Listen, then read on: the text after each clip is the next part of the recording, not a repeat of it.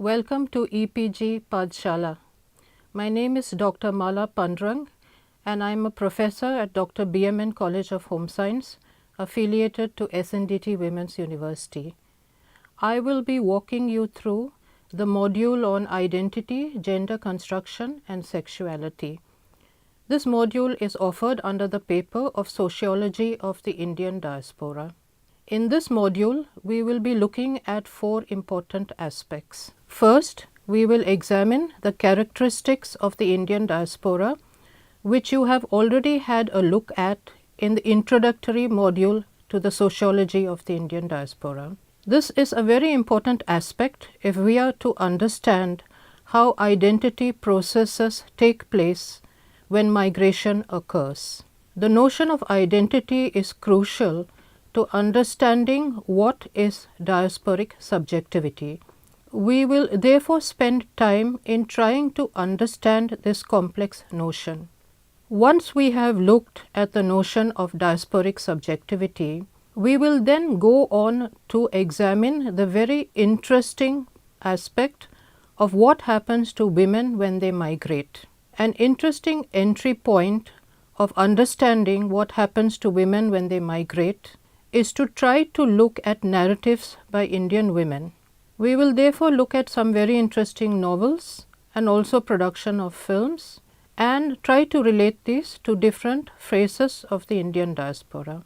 In the last section, we will touch upon the element of construction of sexuality and try to examine how across temporal and spatial constructs the whole element of sexuality has been presented through these narratives. Now, in a diasporic relationship, the migrant moves between two locations. She leaves the sending society, which we can refer to as point of departure, and arrives at the receiving society, or what we can call the location of arrival. The migratory process involves not just the journey of the individual, but that of a collective of a people from the homeland to the hostland. Therefore, let us remember that one of the fundamental characteristics of the diasporic experience is the movement of communities and not just individuals across ethno-cultural and cartographic borders. Over time, this results in the formation of a diasporic space which goes beyond mere geo-territorial terms of referencing. This space has been referred to as a third space. One of the defining characteristics of the diasporic community is that while its members may have moved away from the homeland, the community still maintains a strong connection with the mother culture and retains bonds through kinship networks, food habits, clothes, language, music and films. These connectors are referred to as spatial connectors. The community strives to retain a collective memory or myth about their original homeland. The extent of bonding with the actual homeland is predicated upon the reception to the diaspora by the host land.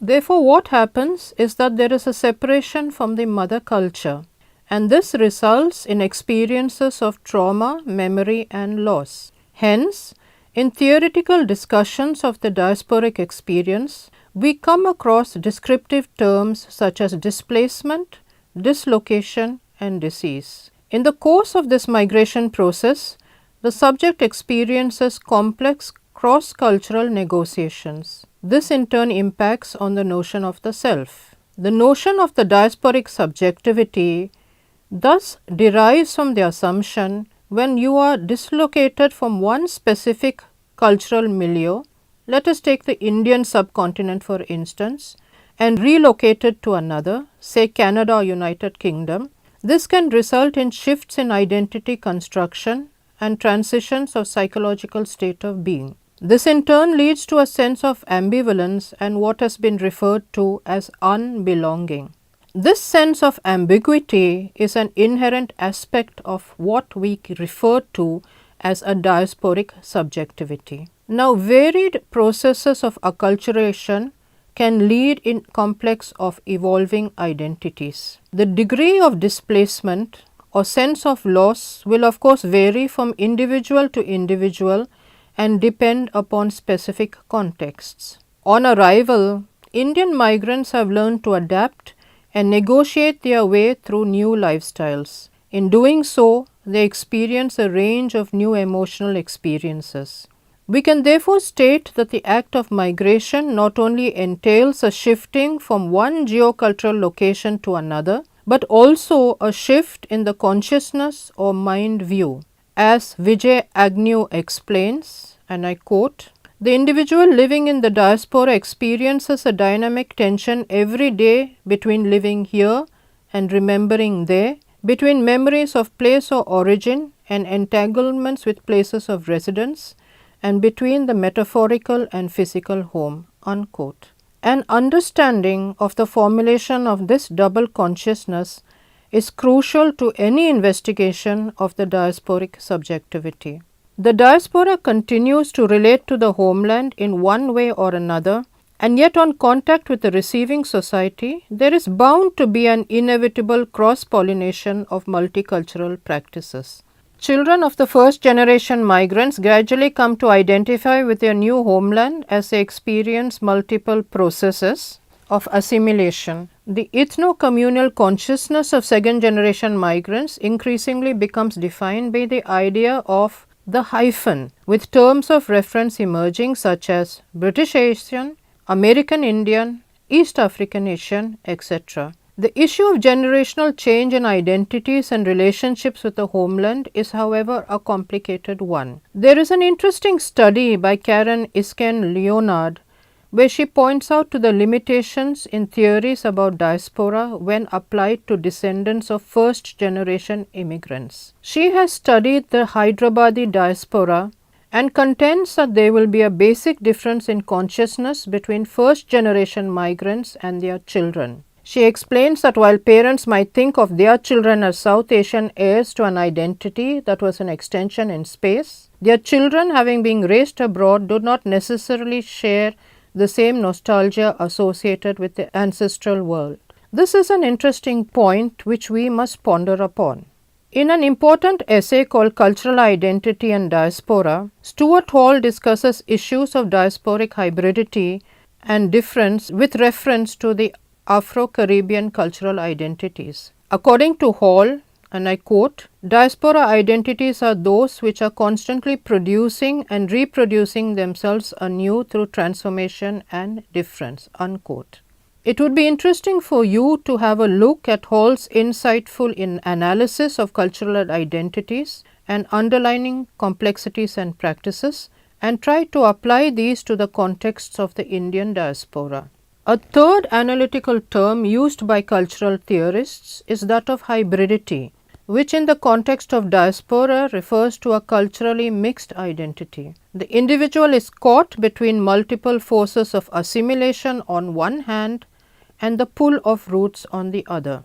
It is this process of hybridization that creates a liminal space of in-betweenness, a space where identity is constantly negotiated and almost always in the process of becoming. This is a space where migrants express their dilemma in being caught between loyalty to the home culture and that of the new culture through different modes of creativity. Now let us examine how cultural production by diasporics offer an interesting insight into formation of identity processes. There are several films, novels and other forms of creative output available by persons of Indian origin. Let us take up two novels here, Jhumpa Lahari's The Namesake and Monica Ali's Brick Lane, to examine how the authors explore the complex range of experiences involved when their protagonists cross boundaries of ethnicity, race, language and culture. This experience is often accompanied by resultant clashes, both personal and familial. Since both these novels are film adaptations, you may want to explore both the novel and the film to see how dislocation impacts on perception of self and other, and how the protagonists negotiate contradictory sides of being and becoming. The second generation characters find themselves in a position of in-betweenness, belonging neither here nor there, and have to negotiate their sense of being. We now come to the section on gender constructions. Here we will explore the gendered impact of migration on communities of Indian women. We will examine how issues of gender, race, sexuality and ethnicity can be used as analytical categories in the study of diaspora identity. The section will offer a few examples wherein these issues are reflected in cultural productions such as diaspora women's writing and film. As viewed earlier in the modules on the history of the Indian diaspora, emigration from the Indian subcontinent is generally categorized according to geographical scope as well as historical periodization.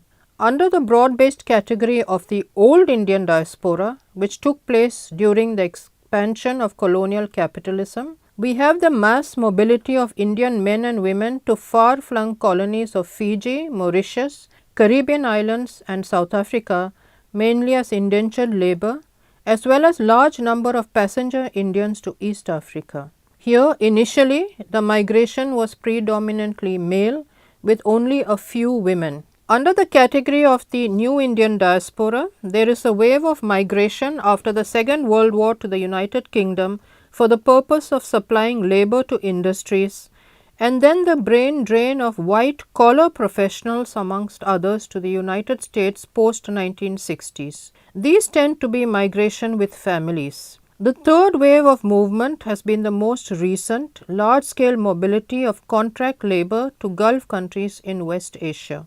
This migration is generally not with families. In most cases, it is only by males, and only in a few occupations like nursing and domestic labor, it is female-only migration. While examining gender, we must take into account the above demography as well as economic and political factors linked to the migration of women.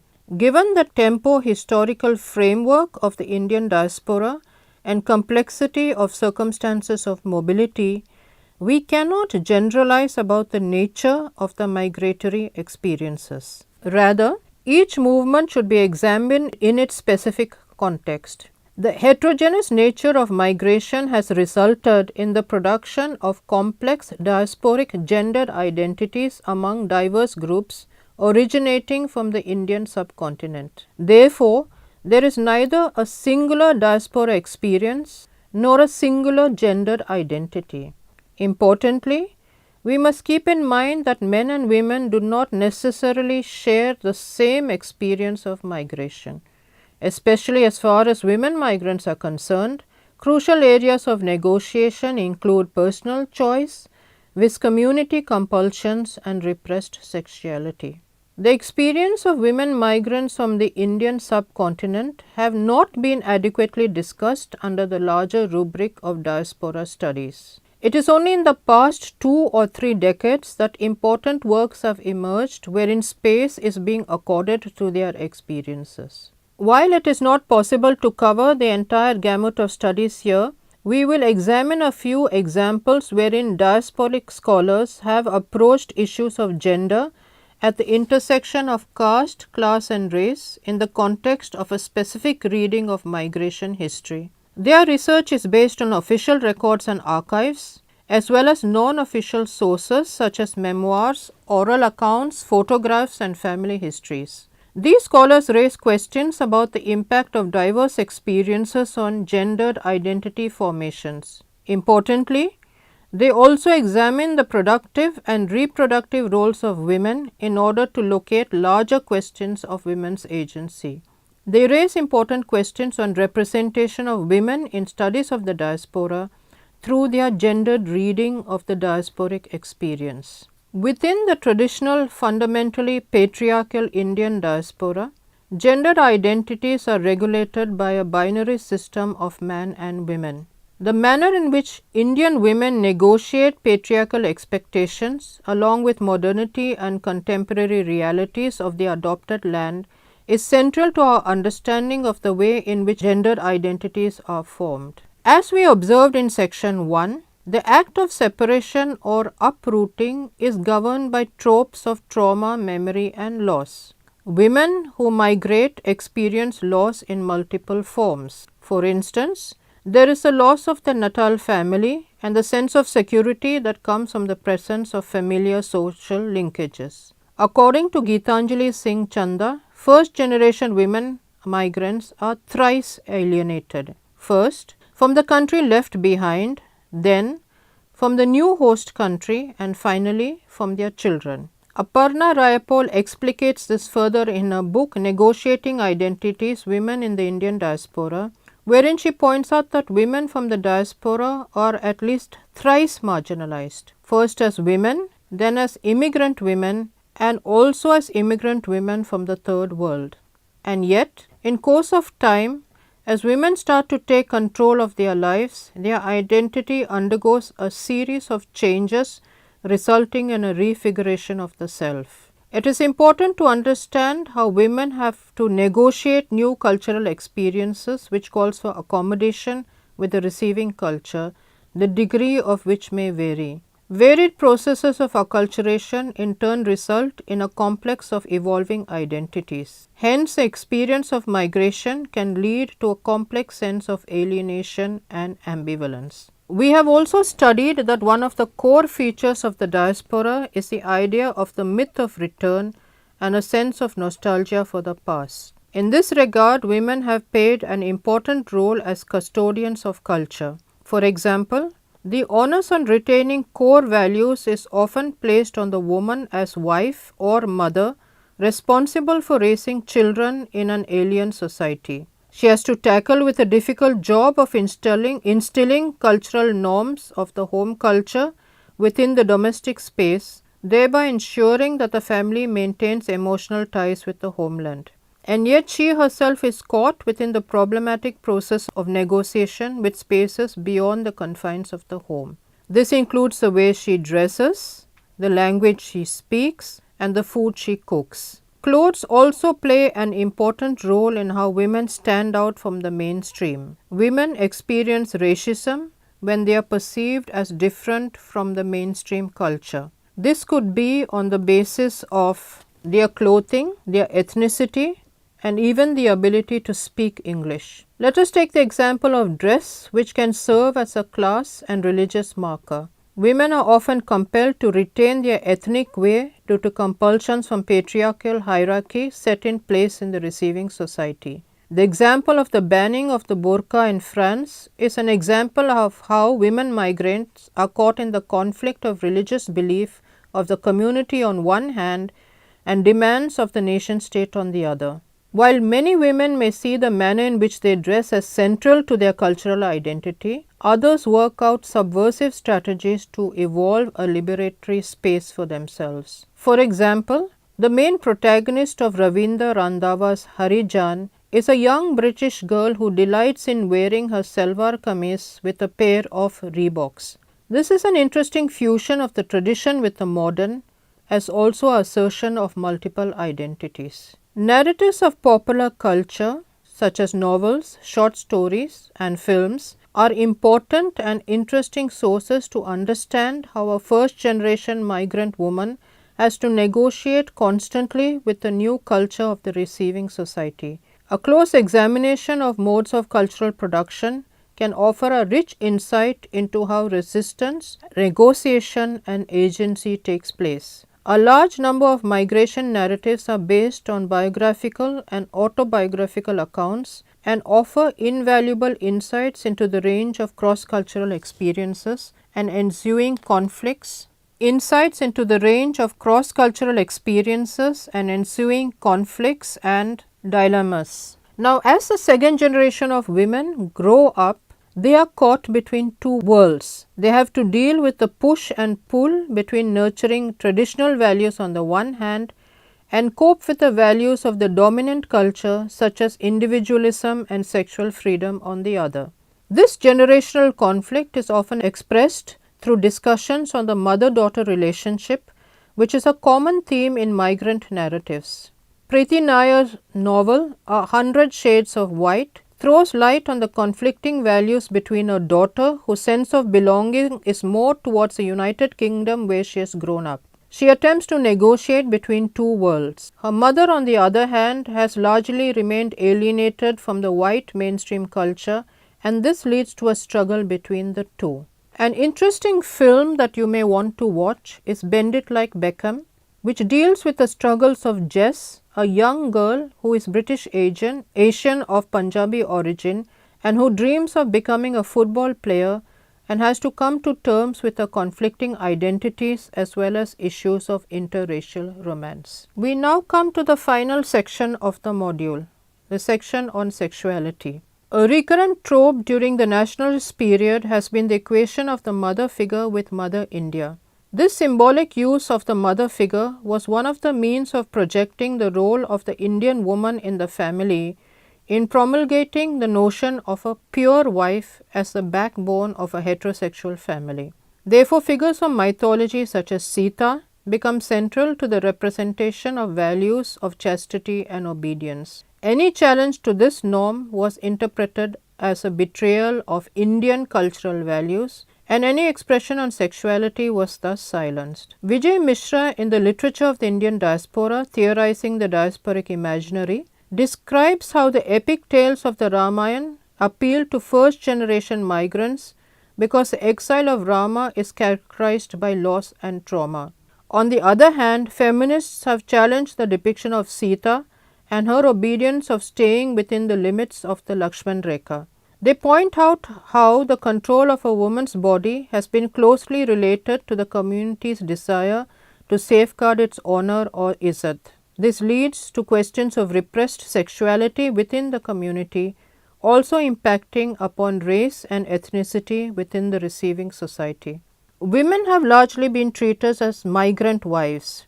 Yet studies on the profile of indentured women point out that a large number of women who set out for the Caribbean islands included beggars, widows, and even prostitutes. It has been interpreted that indenture provided these women with the possibility of escaping severe social strictures such as the ideology of widowhood and its restrictions. The fact that they were employed meant that they had some level of economic independence. Therefore, in a sense, these women exerted agency by making a conscious decision to risk a journey across the Kalapani in order to escape an oppressive patriarchal system in India.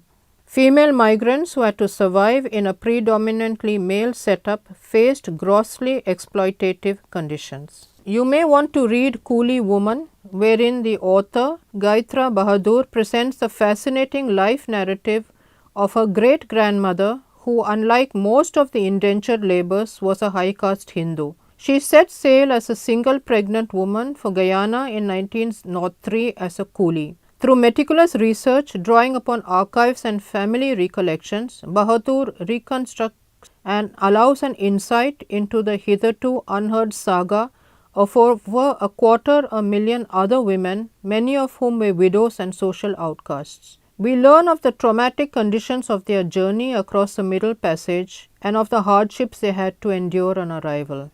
Due to the male-female ratio and the shortage of women as compared to male indentured labourers, these women were sexually exploited both by fellow indentured male labourers as well as colonial overseers. For example, in Guyana, the sex ratio in 1857 was 35 per 100 men, which rose to 50 per 100 men by 1860.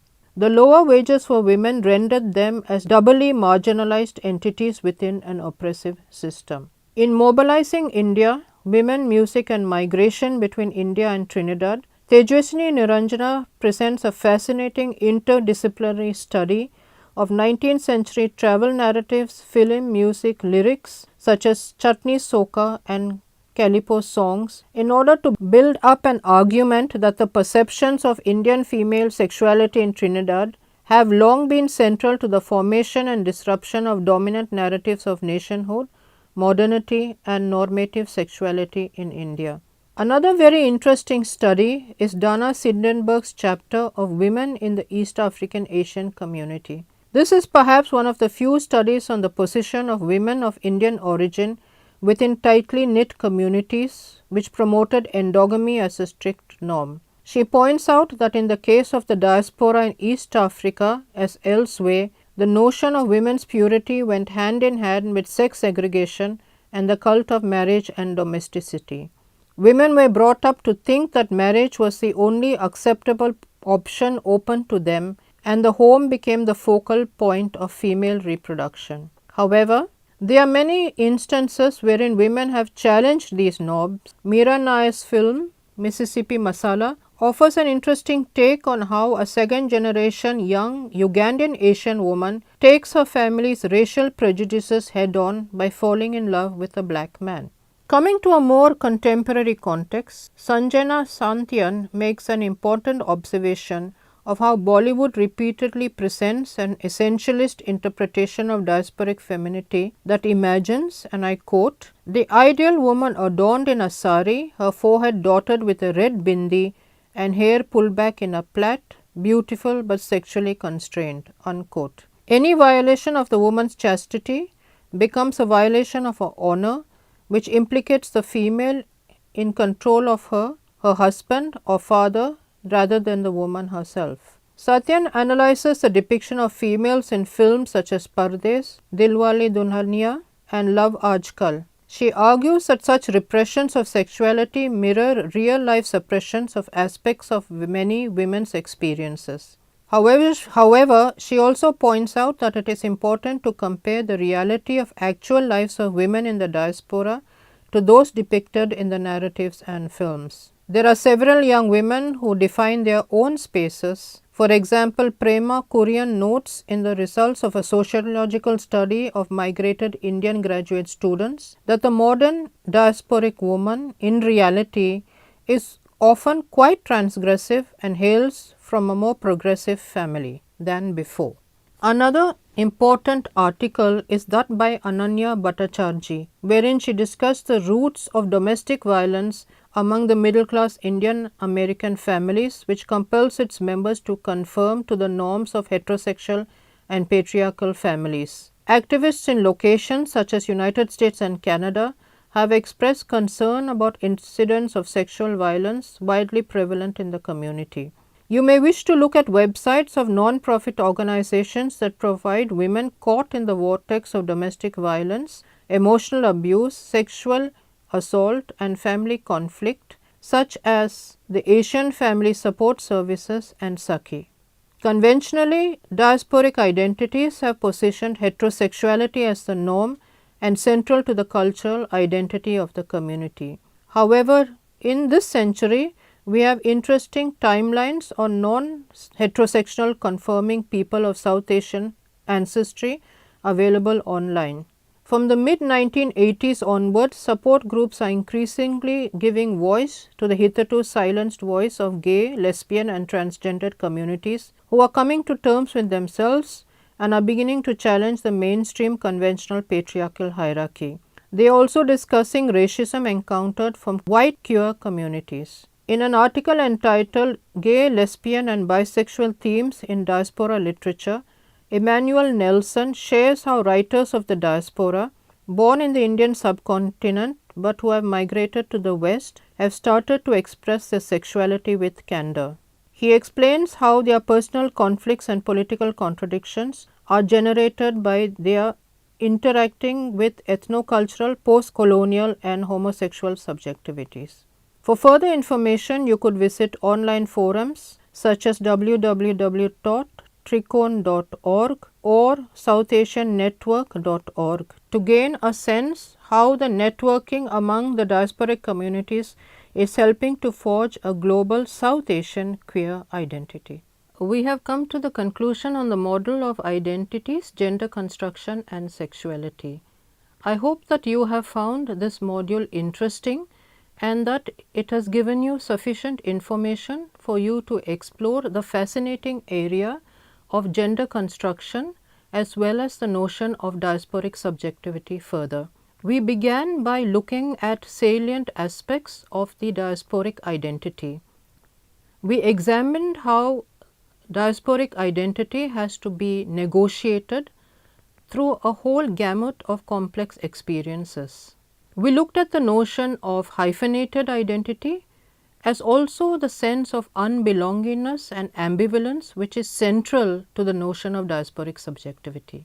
We spent considerable time examining the experiences of women as related through narratives on and by women of the Indian diaspora.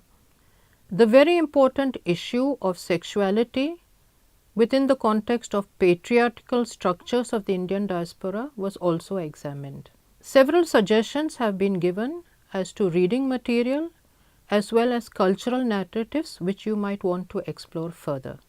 I do hope that you go ahead and do so. Thank you.